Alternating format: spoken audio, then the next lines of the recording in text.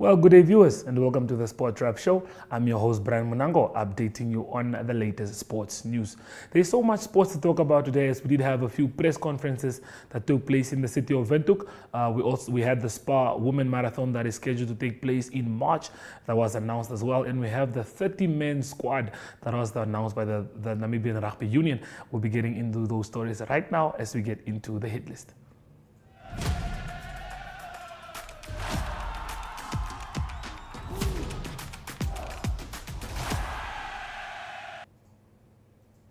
Well, the Namibia Rugby Union earlier today announced the 30-man squad that is set to take on Boland Cavaliers. The match is scheduled to take place on the 22nd of February, which is on Saturday without spectators. Mared Ngula was the reporter on duty. He got us a few interviews. We'll be having a look at those shortly. One of the speakers at the event was the NRU Vice President, Johan Diergaardt. So please do stay tuned as we get to hear more from him.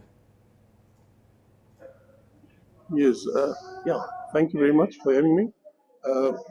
We celebrate the life of Dr. Sam Nujoma, founding father.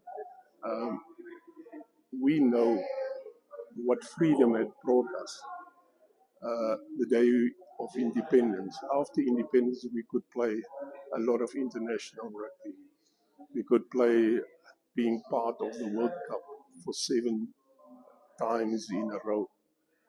And that would never happen if we had stayed in the apartheid era. Because at that stage, it was not privilege to not white people to play rugby and for the national team. After independence, we could play for a national team, not a South West African team, not a team that take part in a Currie Cup, but we could play for a national team taking part in World Cups, playing against teams like Ireland, Wales, and other nations. So by freedom, by the thought of the SWAPO party and the resistance against apartheid, we could have sport freedom. A person like Frankie Fredericks and all these international athletes of us was exposed to international rugby. That's for us a legacy that we must keep up. We must work hard to do better. I don't think we do good enough for all the struggles we went through, but we can do better with the support of government. That's why we signed agreements with the schools now, so that we can tap into in the schools. We can tap into the facilities that is there. We can tap into future investment in sport from the government. So that and then lastly we had announced a team of a lot of youngsters. That is only a local team. We would like to expose them, give them the opportunity to see how far they are in the line of playing international rugby. Will not be an international game. It will only be a provincial game, meaning that there's a lot. It's a chance for people, for players to grow and to develop, and that's it. Thank you. We have seen that approach as an avenue to nurturing talent, promoting discipline, and championing the spirit of fair play. Values that he helped hear throughout his life. Dr. Njoma's vision extends beyond the political arena, impacting the social fabrics of our nation. He understood the critical role of sport in society, recognizing that it serves as a platform for individual expression and collective achievement. The strides made by Muslim rugby on the international stage are a testament to the principles he advocated, helping to unify our diverse nation and providing hope and inspiration to young athletes dreaming of wearing the Namibian colours. Wim Vogel, Vice President Governance, and then Mr. Rosa Kambutuko, who's the convener for for the NSSU representing. So if you have any questions, Zandra will indicate, and I believe we can briefly hand over to the two gentlemen to formally sign the MOU. What does the MOU basically contain about is the agreement where the schools rugby will now be aligning with the NRU. There will be a secondary and primary school rugby. NSSU will still be the umbrella body for all school sports. And the NRU will be taking the affairs of being the custodian.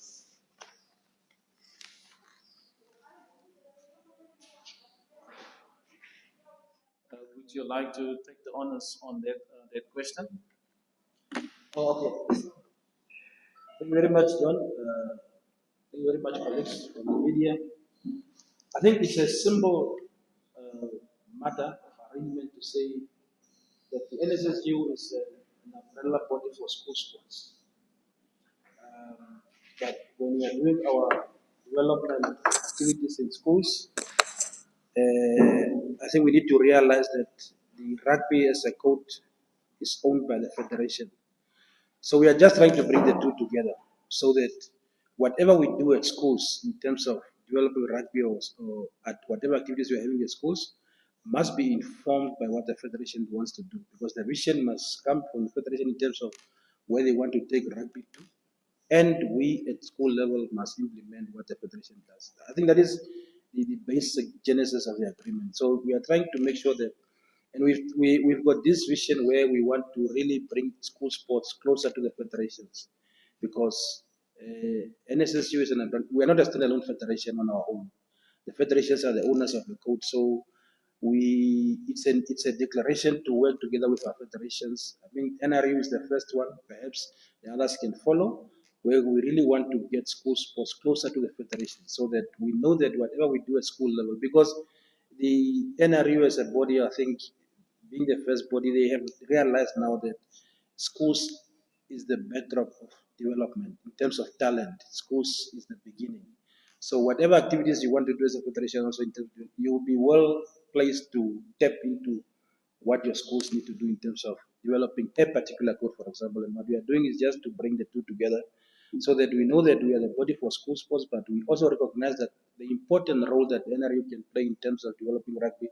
That is why we say that our committees that are responsible for rugby at secondary and primary school level now needs to work together with federation so that they get a cue from there, and then we just oversee the general, development at school level and so on. But that is the basic genesis of the MOU.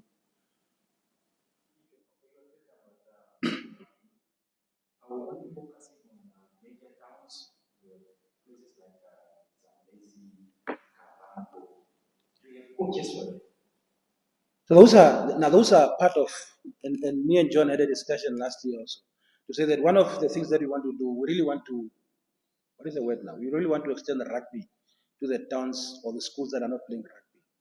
Okay, of course we know it's not easy because we've got the issue of facilities challenge in terms of not all schools can have a field that is proper for rugby to be played. So those are discussions that between us and government we can have in terms of, but our idea, or I mean, as you said, is that we must take rugby to the schools that are not playing rugby. We cannot only be Windhoek, Walvis Bay, Swakopmund, Gobabis, and so on. So the idea is there also to broaden the game a bit, to take it to the other towns. And I think that is what we were discussing the other year, is that maybe we said, maybe in terms of looking at 15s, maybe we must look at 7s, for example. Can we take 7s to other regions and so on? So those are all in the pipeline. It's part of what we have, why we have this MOU also.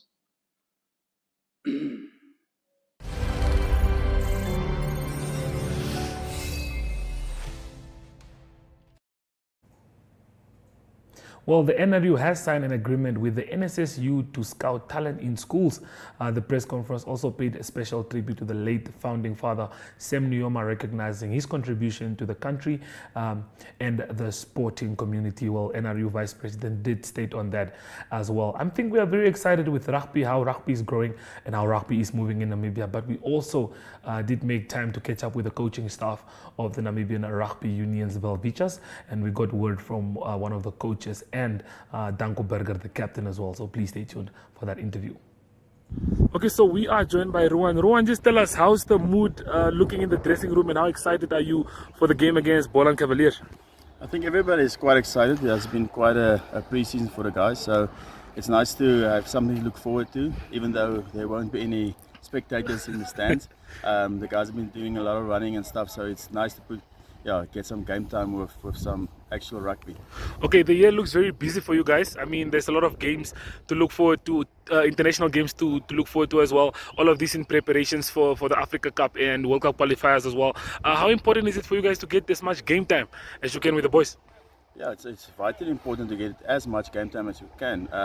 We're actually looking to get some additional games for preparation. For us as a team, it's obviously very important to spend as much time together as we possibly can. And when the guys from outside the country also arrive later in the year, it's then also important for us to get some game time together with them as well before we embark on a journey to Africa Cup. Okay, thank you for your time, Coach. Okay, thank you.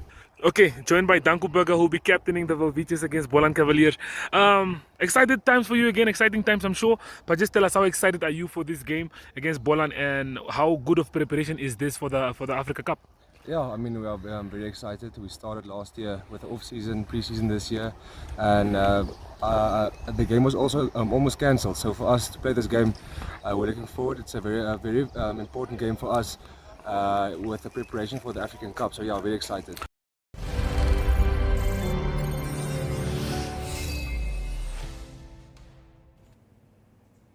Well, very, very excited they are. That's one of the coaches, and Danko Berger, who will be captaining the side against the Boland Cavaliers. Well, moving on to our next story. At the MFA today, we did get this wonderful picture of the Brave Gladiators that are scheduled to take on Eswatini in South Africa on the 21st of February and on the 28th as well. So this is officially the team that has been announced and are ready to fly all the way to South Africa in preparations for their match against Eswatini in the Women AFCON qualifiers, as we wish them a lot of good luck with their chances in qualifying for the wonderful competition. Moving on to our third story, we do have the third edition of the SPAR Namibia Women's Race, which was officially launched this morning in the capital, scheduled for the 29th of March at Wanderers Field. The event promises an exciting experience for participants. Aspiring runners are encouraged to register early entries close on the 9th of March. So you guys do have until the 9th of March to sign up for this wonderful competition and take part. We do have a few interviews. These were compiled by one of our new members that just joined recently. So please do stay tuned as we have a look at the interviews. My chief sport officer in the ministry. As my chief has been alluded, the ministry mandate is to promote and support.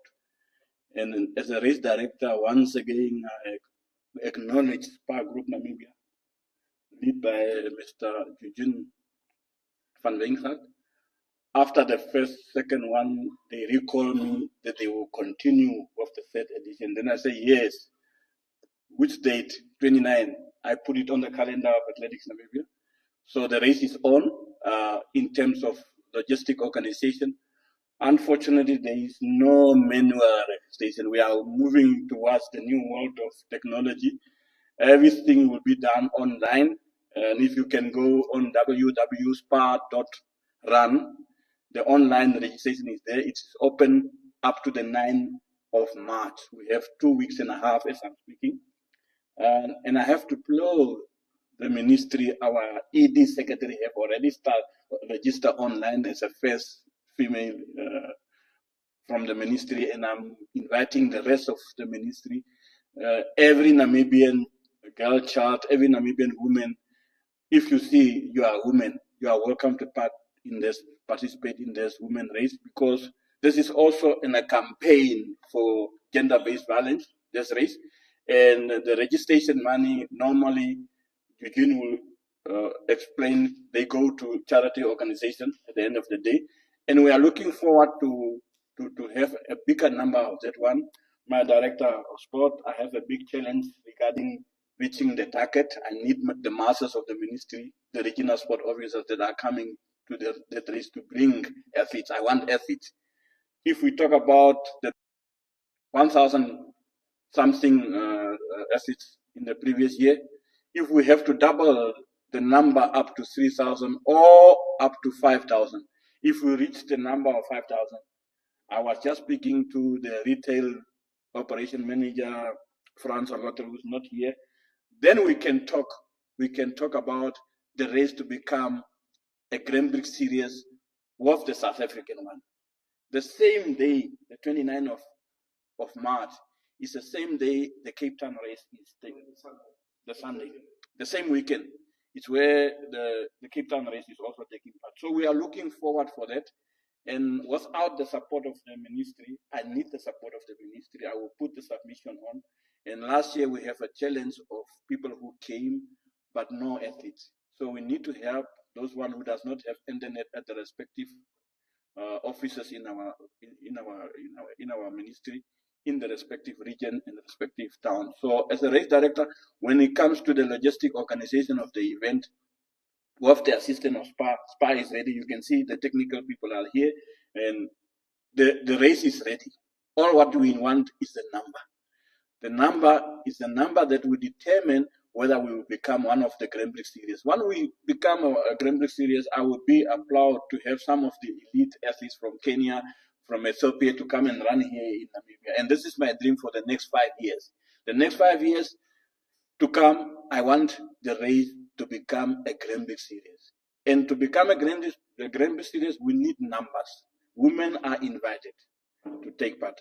I thank you.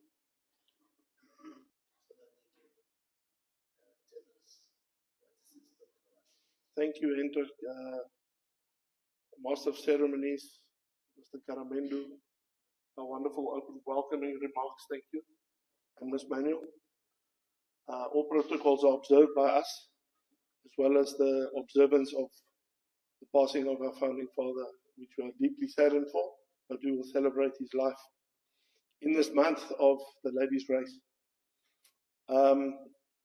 If I can pause and just take you all back to last year, where in the same building we had our launch, and then after that we had the most successful SPA women's race in Namibia that we've ever had.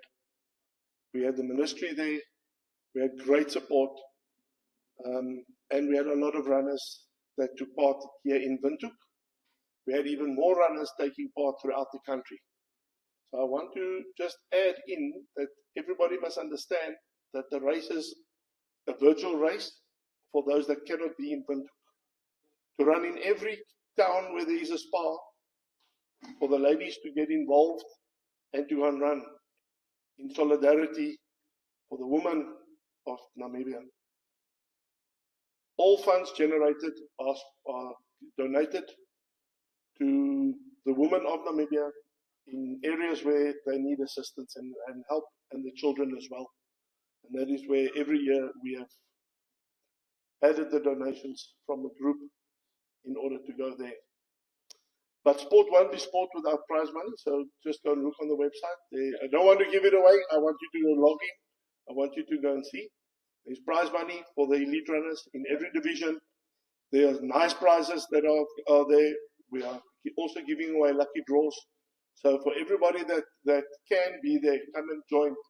There's a 10-kilometer for those fitness people and a 5-kilometer for those that just want to walk and those that just want to be there and enjoy the day with us. We start early in the morning and we'll be done not too late, so that you can still have your Saturday to do whatever you need to with your family. But we implore everybody to be there, as many people as possible, at Wanderers on the 29th of March, so that we can show solidarity, enjoy the day together, and make this Namibia's most beautiful race. That is my dream, for this race to be Namibia's most beautiful race, with all the ladies that are there. And for those gentlemen that want to run as well, unfortunately, no prize money for you. And we would like you just to dress up with a skirt or something, or a wig, so that you can just show your solidarity to the ladies. So for those gentlemen who really also want to run and show their solidarity, please do that. Come and join us on the day. It's going to be a day of fun, as it was last year and the year before. But when we finished last year's race, and we look back on the success of the day, there was nothing that we could do other than to phone PK the next week and say to him, Mr. Karamendu, we are continuing with this race for 2025.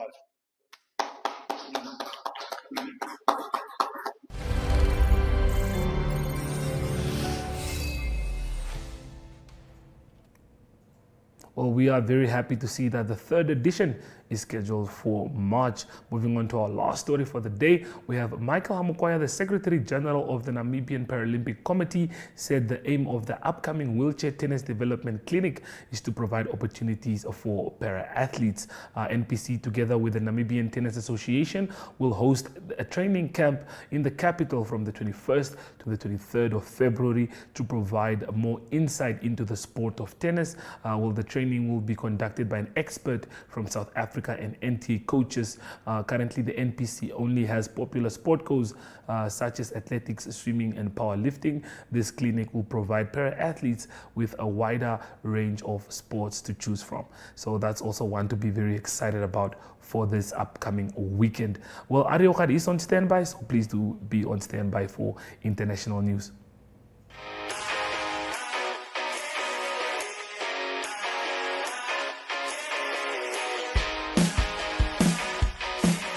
Your life could change at any second, but you'll never know until you take the chance. With sports betting, number games, and online casino gambling, JSB is your best bet. Will you be Namibia's next instant millionaire?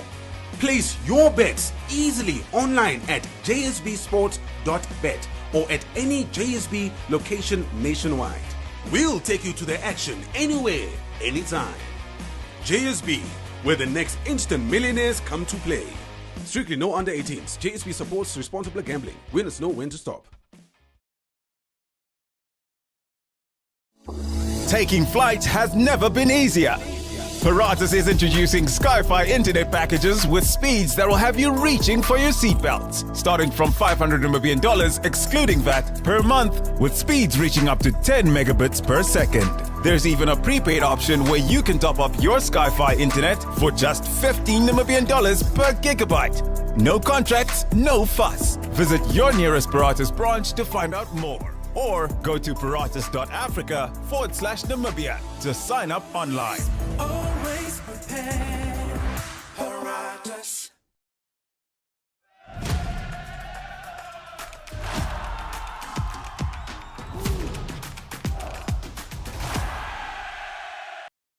Good day everyone, time for international sports news, and starting off with men's tennis first, or tennis first. It is one of the best men's players in tennis, Novak Djokovic, that urged the tennis authorities to overhaul the sport anti-doping system, and he pointed out inconsistencies, recent inconsistencies related to Jannik Sinner, the current world number one men's tennis player.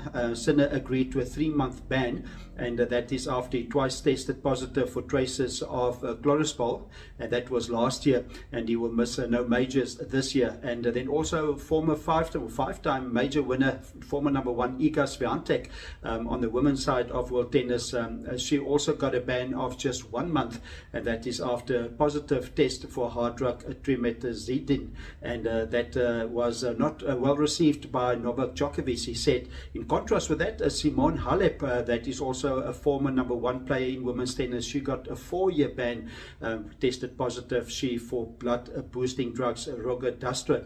So it is Novak Djokovic that asked for more consistency in the bans that given to tennis players. Staying with tennis, men's Qatar Open is currently taking place. So that's on the men's ATP Tour. Carlos Alcaraz, the number one seed, he safely through to the next round. In the round of 32, he beat Martin Cilic 6-4, 6-4.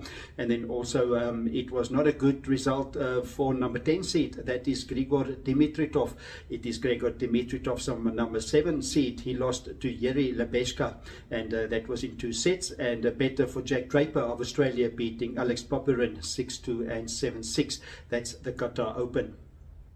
Also some rugby news. It is the Six Nations rugby that will continue this coming weekend. Wales host Ireland, then England will host Scotland, and Italy will host France in the 3 games being played this weekend.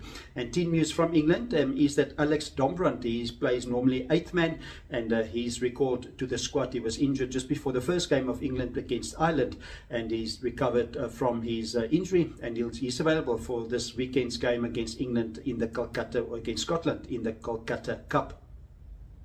To close off today's international sports news, it is cricket news. The ICC Men's Champions Trophy starts on Wednesday. The first game will be host Pakistan, that will play against New Zealand, and then Southern African interest, it is South Africa that play their first game in Group B. That will be on Friday. That is when South Africa play against Afghanistan. That's international sports news for today. Hope you have a great sport day, and we talk international sport again tomorrow. Goodbye.